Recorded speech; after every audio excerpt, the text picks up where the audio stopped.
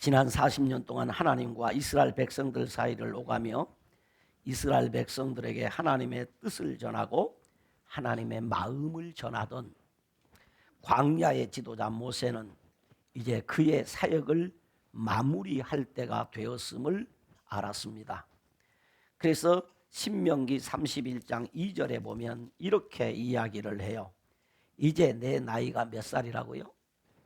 몇 살이요? 120세라. 이제 내 나이가 120세라.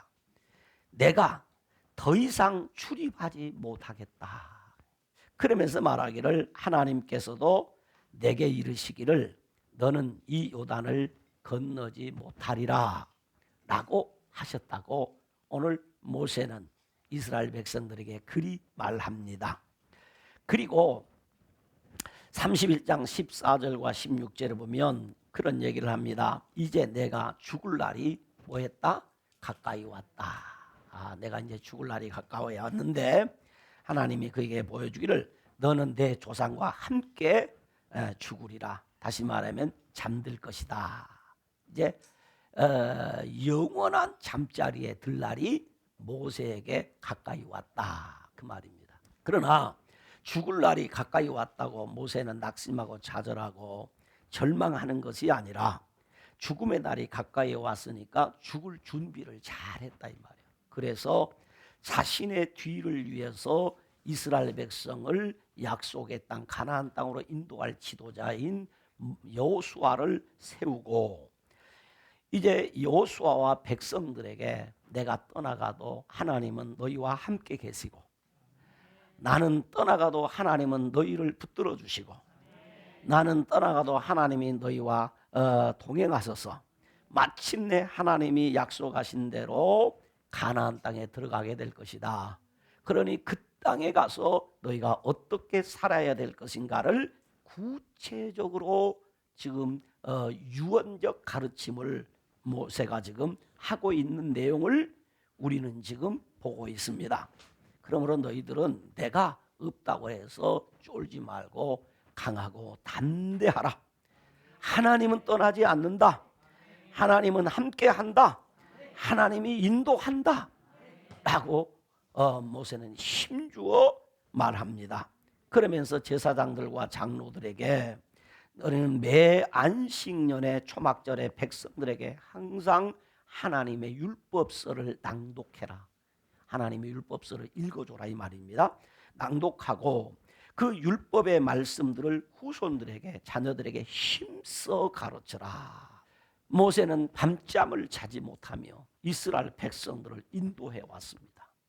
그러나 이제 하나님께서 이제 그만 됐다라고 말씀하실 때에 모세는 기쁨으로 그의 사역을 여호수아에게 이양하고 천국 갈 준비를 하고 있는 것입니다.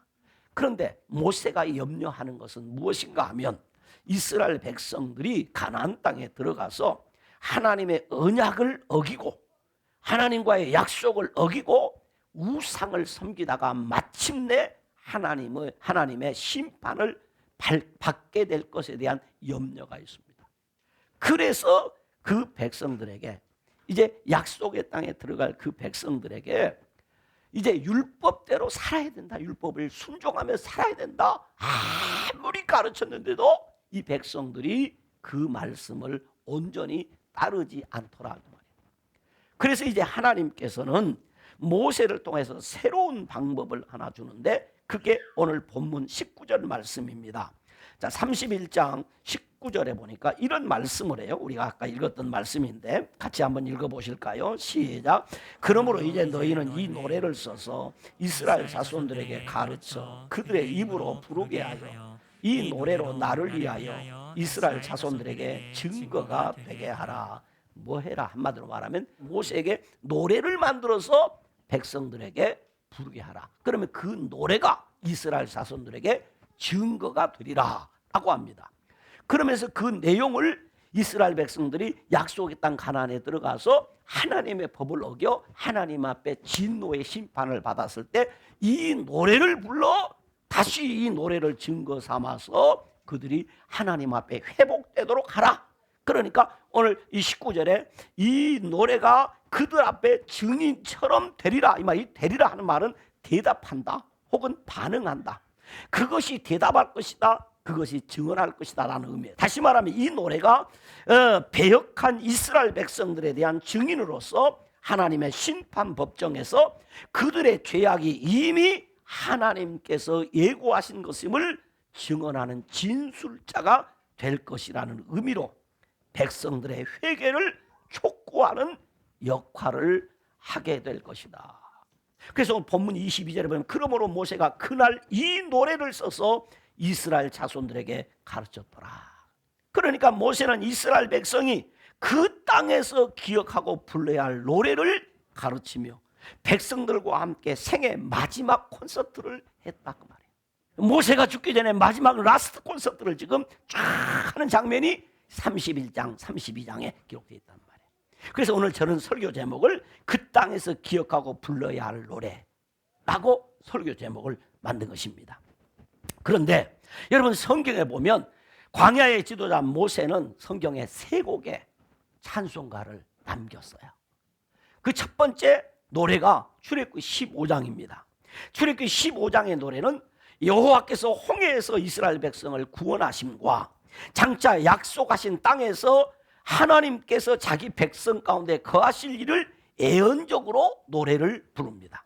즉 하나님께서 이스라엘 백성을 가나안으로 인도하시고 그 땅을 정복하게 하사 그곳에서 영원토록 함께 하시며 그들을 다스릴 것이라고 모세는 노래했습니다. 이 첫 번째 노래의 핵심이 되는 노랫말은 여호와 하나님입니다. 여호와는 높고 영화로우신 분이시고 힘과 구원이시며 용사이시라고 했습니다.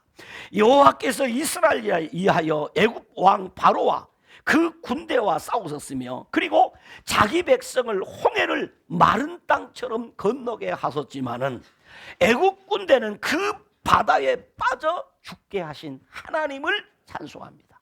그러므로 출애굽기 15장에 나오는 이 모세의 첫 번째 찬송을 통해서 우리에게 주시는 메시지는 하나님은 나의 하나님, 우리의 하나님이 되십니다. 나의 하나님, 우리 하나님. 누가? 여호와 하나님은 나의 하나님이시고 우리의 하나님이 되십니다 라는 노래가 출애굽기 15장에 나오는 모세의 첫 번째 노래였고, 모세의 두 번째 노래는 시편 90편에 나와 있는데 이 두 번째 노래는 주여 주는 대대의 우리의 거처가 되셨나이다. 산이 생기기 전 땅과 세계도 주께서 조성하시기 전 곧 영원부터 영원까지 주는 하나님이시니다 라는 말로 시작을 합니다. 여기 오늘 모세가 부르는 두 번째 찬송에도 영원하신 하나님을 지금 찬송하고 있습니다. 그러면서 하나님만이 우리 인생의 마지막 거처가 되신다. 하나님의 품만이 우리가 돌아갈 유일한 장소가 되신다 라는 내용을 담고 있습니다. 그러므로 우리 인간은 이 땅에 살지만은 인간의 삶이라고 하는 것은 허무하다. 그래서 시편 90편 10절에 보면 우리의 연수가 70이요 강건하면 80이라도 연수의 자랑은 수고와 슬픔뿐이요 신속히 가니 우리가 날아가나이다. 내가 70을 살든 80을 살든 90을 살든지 간에 우리의 연수의 자랑거리는 없다. 무엇만 남느냐? 우리 인생을 살면서 한 수고와 슬픔만이 우리의 연수의 자랑거리가 될 수밖에 없다.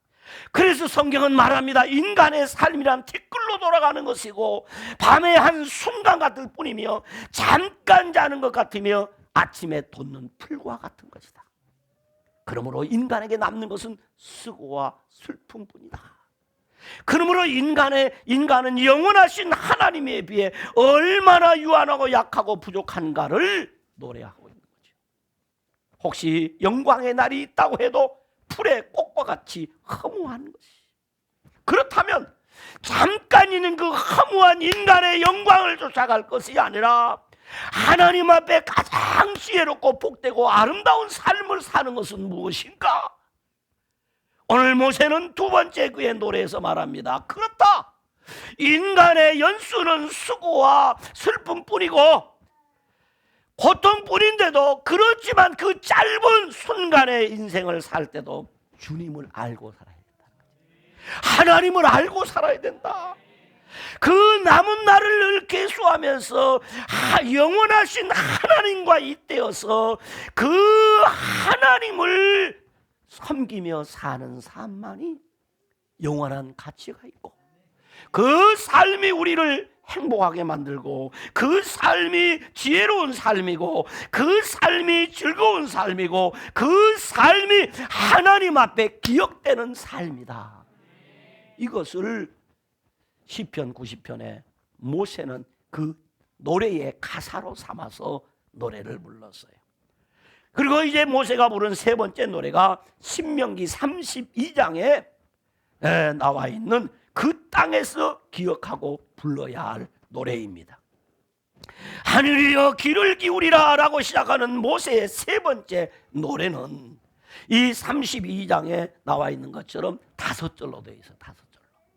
1절은 이스라엘 백성들의 배은 망덕에 대한 안타까움을 노래합니다. 하나님은 백성들에게 40년 동안 사막에서도 가나안 땅에서도 그 가나안 땅에 들어가서도 비가 되고 이슬이 되고 가는 비와 단비가 되어 주셨다. 다시 말하면 하나님의 은혜의 역사하심으로 그들이 광야를 지났고, 그들이 가나안 땅에 가서도 하나님의 은혜의 역사하심으로 살게 될 것이다. 그런데 그들은 어떻게 되냐? 흠있고 비뚤어진 세대가 되어버렸다는 것입니다. 다시 말하면 하나님의 은혜에 배은망덕하게 살게 될 것을 미리 예언적으로 노래에 담았어요. 그리고 2절은 이제 7절에서 18까지 나왔는데, 옛날을 기억하라, 역대의 연대를 생각하라고 권면의 가사를 담아서 노래를 불렀어요. 옛날 생각해라. 옛날에 너희들은 어떻게 하나님 은혜 베풀으셨는지, 옛날에 하나님이 너희들에게 어떤 사랑을 베풀으셨는지 그것을 기억하라. 하나님은 이스라엘 민족을 만민 중에서 은혜로 선택하셔서 자기 백성, 자기 소유를 삼으셨고, 광야에서도 호위하시고 보호하시고 눈동자같이 지키셨으며, 마치 독수리가 그 새끼를 업듯이 그들을 업어서 여기까지 인도하셨다. 그리고 그 약속의 땅 가나안으로 인도하셔서 밭의 소산을 먹게 하시고 꿀과 기름을 팔게 하시며 아름다운 밀을 먹이시며 포도의 붉은 술을 마시게 하심으로 풍성하고 넉넉하게 공급하신 그 하나님을 기억하며 노래하라. 그런데 15절에 보니까 이렇게 기록을 하고 있어요. 같이 한번 읽어볼까요? 우리 화면에 나오니까 15절 같이 읽습니다. 시작. 그런데 여수run이 기름짐에 발로 찼도다. 네가 살찌고 비대하고 윤택함에 자기를 주신 하나님을 버리고 자기를 구원하신 반석을 업신여겼도다. 이렇게 하나님께서 은혜를 주셔서 그들이 살게 되었습니다. 기름졌다 이 말은 그들이 이제 배가 불렀단 말입니다. 그런데 기름지게 되니까 여호와 하나님은 어떻게 나 발로 찼다. 네가 살찌고 비대하고 윤택하게 되니까 자기를 주신 하나님을 버렸다. 그 자기를 구원하신 반석이신 하나님을 업신여겼다. 그들의 악행에 대해서 하나님은 침묵하지 않을 것이라는 거죠. 하나님은 모른 체 하지 않을 것이라는 얘기지요. 그래서 하나님은 그들에게 그리하지 않도록 하나님의 율법을 낭독하여 들려주고, 이스라엘 백성들이 이 노래를 부르면서 하나님 앞에 돌아오기를 하나님은 기다리고 계신다는 거죠. 그런데도 불행하게 그들은 하나님을 버리게 될 것을 예언적으로 노래 가사에 담고 있습니다. 3절은 19절로 25절인데요 배은망덕한 백성에 대한 하나님의 진노의 사랑을 노래합니다. 하나님은 배은망덕한 백성과 그들은 심히 패역한 세대요 진실이 없는 자녀를 미워하시고 경노하시며 질투하신다고 했어요. 그리고 20절에 이렇게 말합니다. 20절에 그러므로 내 분노의 불이 일어나서 수월의 깊은 곳까지 불사르며 땅과 그 소산을 삼키며 산들의 터도 불타게 하는도다 라고 말해요. 그래서 우리 하나님께서는 그들을 그들에게 하나님이 저주하여 재앙을 그들 위에 쌓고 화살이 닿을 때까지 그들을 쏠 것이며 그들이 주림으로 쇠약하고 불같은 더위와 독한 질병에 삼켜질 것이라고 했습니다. 들짐승에 독을 보내서 밖으로는 칼에 방 안에서는 놀람에 멸망하리니 젊은 남자나 처녀도 백발노인과 함께 젖먹는 아이들까지 내가 그리하겠다. 그리하겠다. 무서운 심판을 하겠다. 그런데 하나님은 그리하겠다 했는데 막상 그 상황이 되니까 하나님은 한다 못한다. 못하시는 거예요. 못하시는 거예요. 왜? 사랑 때문에. 사랑 때문에. 사랑 때문에 지금 하나님이 머뭇거리는 거예요. 하나님의 불타는 진노가 하나님의 그 사랑 때문에 실행을 못하는 하나님의 아픈 마음을 이 노래 가사에 담은 거예요. 자기 백성에 대한 하나님의 사랑의 깊이와 애정의 강렬함을 반증하는 것으로 우리 하나님은 너무너무 사랑하기 때문에 미움도 있고 질투도 있고 불같은 화가 일어나지만은 그리할 수 없는 하나님의 마음을 이 노래 가사에 담았단 말이에요. 네 번째는 26절에 35절까지의 가사인데 하나가 천을 쫓으며 둘이 만을 도망하게 하시는 불변하신 하나님의 사랑을 노래하라고 했습니다. 모세는 하나님께서 자기 백성을 심판하시면서 생기는 염려에 대하여 26절로 27절은 이렇게 기록을 하고 있습니다. 26절 27절 같이 읽어봅니다. 시작. 내가 그들을 흩어서 사람들 사이에서 그들에 대한 기억이 끊어지게 하리라 하였으나 혹시 내가 원수를 자극하여 그들의 원수가 잘못 생각할까 걱정하였으니 라고 했습니다. 무슨 얘기냐? 하나님의 원수들이, 쉽게 말하면 예수 안 믿는 사람들이, 오늘 예수 믿는 사람들이 어려운 일을 당하면 봐라, 예수 믿는다고 하더니, 하나님 믿는다고 하더니, 천국 간다고 하더니 저 사람 비참하게 되었구나. 그러고 보니 그 하나님이 살아계시지 않는 것 같다. 내가 너희를 징지하고 싶은데, 너희를 심판하고 싶은데 악인들이 그것을 보고, 그들을 보고, 백성들을 보고 노래를 만들어서 오해할까 봐서 우리 하나님께서는 그를 심판할 수 없다는 것입니다. 심판할 수 없다. 그럼에도 불구하고 우리 하나님께서는 원수들의 오해에도 불구하고 심판해야 할 정도로 죄를 범하면 안 된다는 것입니다. 그때는 너희에게 돌이킬 기회조차도 없게 된다. 그 전에 돌아오란 말이에요.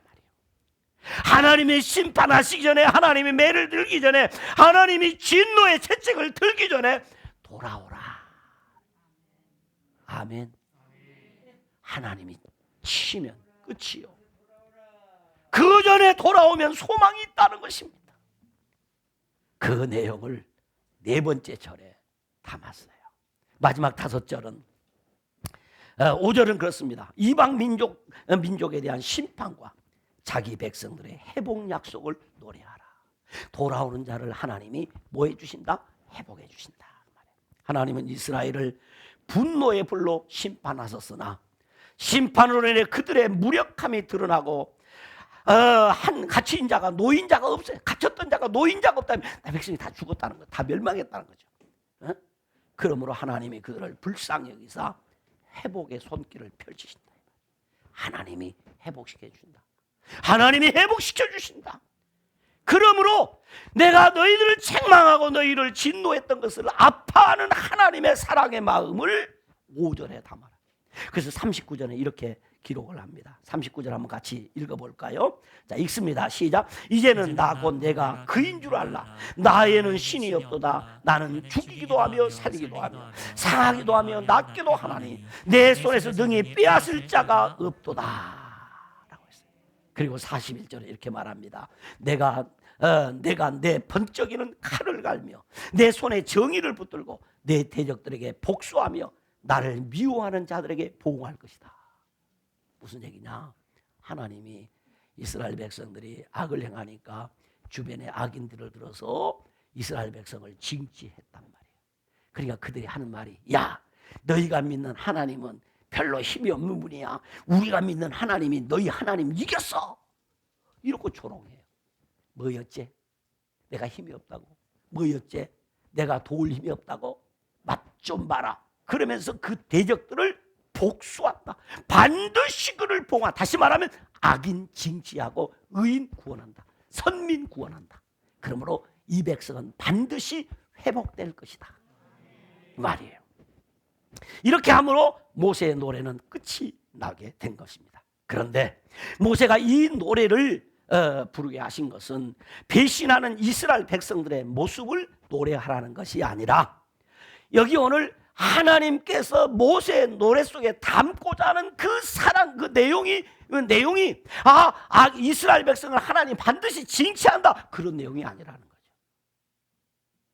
하나님은 이스라엘 백성을 여전히 사랑하시고 여전히 자기 백성 삼으시고 여전히 그들을 통해서 제사장 나라를 이루시기를 원하신다는 거죠. 그래서 15절에 보면 여수룬이라는 말이 나옵니다. 여수룬이란 말은 의로운 자, 올바른 자라는 뜻의 이스라엘을 향한 별명입니다. 그런데 이스라엘의 원래 이름이 야곱입니다. 이 야곱이라는 이름의 뜻은 속이는 자, 간교한 자라고 합니다. 그래서 이사야 41장 14절에 보면 옛날 개역 성경에는 지렁이 같은 야곱이라고 불렀습니다. 그런데 요즘 개역개정 성경을 보니까 그 지렁이라는 말이 바뀌어서 버러지 같은 야곱. 그러니까 이스라엘 백성들은 어떤 인간이, 어떤 존재라는 거죠? 버러지 같은 놈들이라니, 지렁이 같은 놈이라는 거죠. 이 말 무슨 말입니까? 탐욕적이고 벌레처럼 비천하고 징그럽다는 뜻의 이 버러지, 이 야곱이란 말이죠. 그런데 그를 어떻게 했느냐? 그를 여순으로 이름을 바꿔줬다는 겁니다. 비천한 이미지를 벗고 아름다운 이름을 갖게 했다는 말입니다. 그런데 야곱이 그렇게 아름다운 영광을 얻었을 때 어떻게 되냐? 하나님 앞에 그들은 배은망덕했단 말이에요. 그럼에도 불구하고 이스라엘은 누구다는 거예요? 여수룬이라는 거예요. 여수룬, 의로운 자, 올바른 자라는 말이죠. 왜 그랬을까요? 인간의 배은망덕보다 하나님의 사랑이 더 크다는 말입니다. 그러므로 하나님의 포기하지 않는 사랑으로 배은망덕을 하나님이 이기셨다. 그러므로 너희는 여수룬이다, 그 말이에요. 여수룬이다. 그러므로 이스라엘 백성들이 어떤 지경에 있어도 나는 누구다? 우리는 누구다? 여수룬이다. 이것을 알게 하란 말이에요. 나는 여수룬이다. 우리 민족은 여수룬이다. 이것을 기억하란 말이죠. 그러므로 이스라엘 백성들이 그 땅에서 기억하고 불러야 할 노래는 하나님의 그 사랑을 기념할 노래, 하나님의 그 인도하심을 교훈 삼는 노래, 그를 다시 돌아오게 하는 증거의 노래, 모세의 유언이 담긴 사랑의 노래로 백성들의 마음에 각인시키라, 그 말이에요. 그러므로 모세는 그 땅에서 이스라엘 백성들이 불러야 할 노래를 가르쳐 부르게 한 것입니다.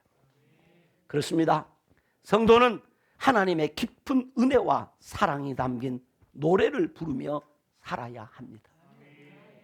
성도는 하나님의 깊은 은혜와 사랑이 담긴 노래를 부르며 살아야 합니다. 사랑하는 알곡의 형제자매 여러분, 이제 설교를 마치려고 합니다. 우리 방송실에 화면 하나 보여주겠습니다. 이 차 어떠세요? 이 차가 무슨 차인지 아십니까? 영국에서 만드는 명차 중에 명차, 롤스로이스입니다. 이 차가 기본 차값이 4억 정도 한다고 합니다. 근데 이 차를 아름답게 다음 화면을 보여주면 이렇게 꾸민다. 금을 장식해서 휠에도 보세요. 금을 발랐습니다. 이렇게 차를 만드는 차를 롤스로이스의 고스트 모델이라고 한다고 합니다. 이 차값은 약 19억에서 20억 한다고 합니다. 놀려라도 보세요. 최고급 차입니다. 이 차를 만드는데 기술자들이 1년 10개월이 걸린다고 합니다. 수제차입니다. 공장에서 찍어 나온 차가 아니라 수제로 만드는데 이 차는 1년에 1000대가 안 만들어진다고 해요. 한정 수량을 만들어 낸다고 합니다. 그리고 이 차가 이렇게 19억, 20억을 해도 돈이 아무리 많아도 이 차를 살 수가 없어요. 왜? 이 사람의 수준이 어느 정도 돼야 인품이 또 지역 사람들에게 이 사람의 평이 좋고 또 교양이 있고 모든 배경이 이 차를 탈 만한 수준의 사람이 되어야 이 차를 팔고 적어도 이 차를 살려면 최소한 우리나라 돈으로 계산할까 약 400억 이상의 재산을 가지고 있어야 이 차를 살 수가 있다고 그래요. 이 정도로 엄청난 차입니다. 그런데 어떤 부자가 이 롤스로이스를 타고 사막 횡단하는 모험 여행을 떠났습니다. 그런데 사막 한가운데서 그만 차가 멈춰서 버린 것입니다. 방법이 없었습니다.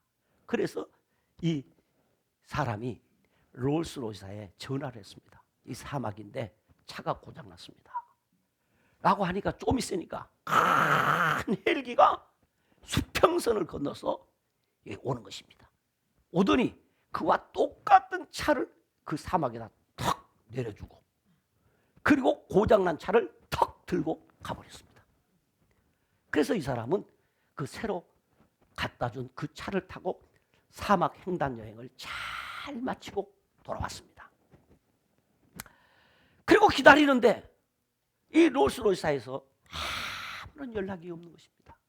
차가 어떻게 됐는지 수리비는 얼마가 나오는지 무엇이 고장이 났는지 연락이 없는 것입니다. 그래서 이 롤스로이스의 차를 찾아가서 물었습니다. 내가 이만저만해서 사막에서 차가 고장나서 했더니 이렇게 하고 차를 가져갔는데 어떻게 됐는지 연락이 없습니다. 그랬더니 담당 직원자가 하는 말이 선생님 그런 서비스를 들어본 적도 없습니다. 우리 회사에서는 그런 일이 없습니다. 그래서 고개를 들고 너무 당황했던 그 주인이 아니 분명히 내가 몇 월 며칠 날 사막에서 여행을 하다가 차가 고장이 나서 라고 하니까 이 직원이 잠깐이요 하고 이 고객의 말을 딱 끊더니 담당자가 의미심장한 미소를 지는 하는 말이 선생님 저희 롤스로이스는 고장이 나지 않습니다 하고 딱 자른 거예요. 롤스로이스에서 만드는 차는 고장이 나지 않습니다. 그러므로 그 사막에서 차가 고장났다고 하는 소문이 나면 롤스로이스도 고장난다. 이 소리를 들을 수 없는 거예요. 그러니까 그 차는 가져가서 어떻게 되는지 모르고 그 고객에는 새 차를 갖다가 턱 줬어요. 여러분, 제가 지금 자동차 이야기를 하고 있는 것이 아닙니다. 고객님, 저희 롤스로이스는 고장나지 않습니다. 이 말을 이렇게 바꾸고 싶은 겁니다. 성도님, 하나님의 자녀는 버림당하지 않습니다. 이 말 한마디를 하고 있습니다. 일개 자동차 회사도 자신들이 만든 자동차는 고장이 나지 않습니다 라고 하는 자부심과 긍지를 가지고 자동차를 만들어내는데 저와 여러분이 믿는 하나님이 우리를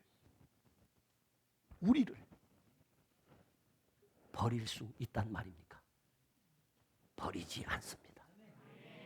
롤스로이스라는 자동차는 자기들이 만든 차를 끝까지 책임져주고 보증해 주는데 우리를 지으시고 우리를 부르시고 우리를 자녀 삼으신 하나님이 우리를 끝까지 책임져 주지 않겠는가. 우리 하나님은 하나님의 자녀를 결코 버리지 않습니다. 왜냐하면 저와 여러분의 존재 가치 때문입니다. 우리 하나님께서는 변하지 않는 사랑으로 우리를 사랑하십니다. 우리를 향한 하나님의 사랑은 네버 스톱, 멈추지 않는 사랑으로 사랑하십니다. 네버 엔딩, 끝이 없는 사랑으로 우리를 사랑하십니다. 저와 여러분이 믿는 하나님의 사랑은 네버 스톱 and 네버 엔딩. 그렇습니다. 멈추지 않는 사랑으로 우리를 사랑하시고 끝이 없는 사랑으로 우리를 사랑하십니다. 그러므로 성도는 하나님의 깊은 은혜와 사랑이 담긴 노래를 부르면서 살아야 하는 것입니다. 이스라엘 백성을 향한 모세의 노래를 기억합시다. 아무리 이스라엘 백성이 하나님을 배신하고 대은망덕해도 하나님은 그들을 사랑하시고 그 사랑을 포기하지 않는다는 것을 기억합시다. 그리고 저와 여러분이 그 사랑의 대상이라는 것을 믿으시기 바랍니다. 그러므로 내가 지금 어떤 상황, 어떤 환경, 어떤 상태에 있다고 할지라도 이스라엘 백성이 그 땅에서 기억하며 불러야 할 노래를 기억하고 찬송하며 하나님의 사랑의 품으로 나오는 은혜가 있기를 주님의 이름으로 축원합니다. 기도합니다. 하나님, 그렇습니다. 우리 하나님의 그 사랑은 네버 스톱, 네버 엔딩, 멈추지 아니하고 끝이 없이 사랑하시는 그 사랑에 감사합니다. 하나님이여, 이 사랑을 깨닫게 하시고 이 사랑 안에서 살아가는 행복이 우리 알곡의 성도들 가운데 있게 하여 주시옵소서. 예수님 이름으로 기도드리옵나이다. 아멘.